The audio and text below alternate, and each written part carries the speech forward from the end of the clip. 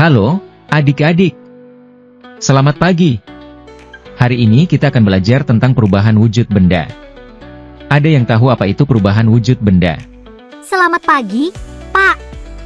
Perubahan wujud benda itu adalah proses ketika suatu benda berubah bentuknya, misalnya dari cair jadi padat atau sebaliknya.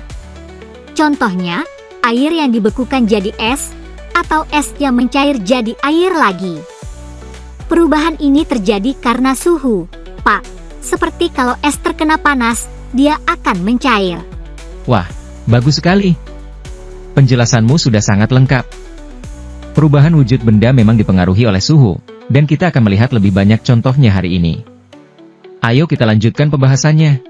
Pertama, kita bahas perubahan dari cair ke padat.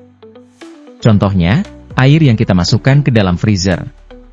Air yang tadinya cair akan berubah menjadi es karena suhunya sangat rendah. Proses ini disebut membeku. Coba perhatikan, ini adalah es batu yang sudah Bapak siapkan sebelumnya. Awalnya, ini hanya air biasa, tetapi setelah dimasukkan ke dalam freezer, airnya menjadi keras dan berubah menjadi es. Mengerti, kan? Sekarang, mari kita lihat apa yang terjadi kalau es batu ini kita diamkan di ruangan yang hangat. Setelah beberapa waktu, es ini akan berubah kembali menjadi air. Ini adalah proses yang disebut mencair. Jadi, perubahan wujud dari padat ke cair terjadi ketika benda padat seperti es mendapatkan panas. Es mencair karena suhunya naik, dan akhirnya berubah menjadi air lagi. Nah, sekarang kita lanjut ke perubahan dari cair ke gas. Lihat panci ini, Bapak sedang memanaskan air di dalamnya. Ketika air dipanaskan, lama-kelamaan air akan berubah menjadi uap. Uap yang kalian lihat keluar dari panci ini adalah air yang berubah menjadi gas.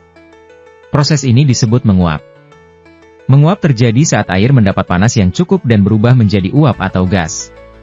Ini bisa kita lihat sehari-hari saat kita merebus air di rumah.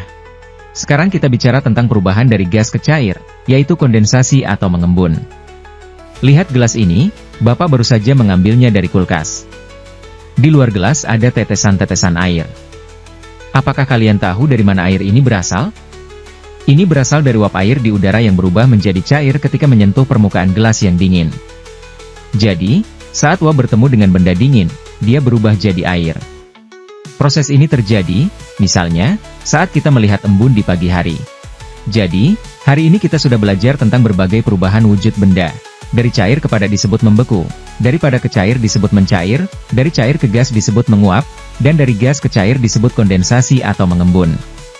Kalian bisa melihat proses ini terjadi di sekitar kita setiap hari. Semoga kalian paham ya, dan jangan lupa untuk terus berlatih mengamati perubahan wujud benda di rumah.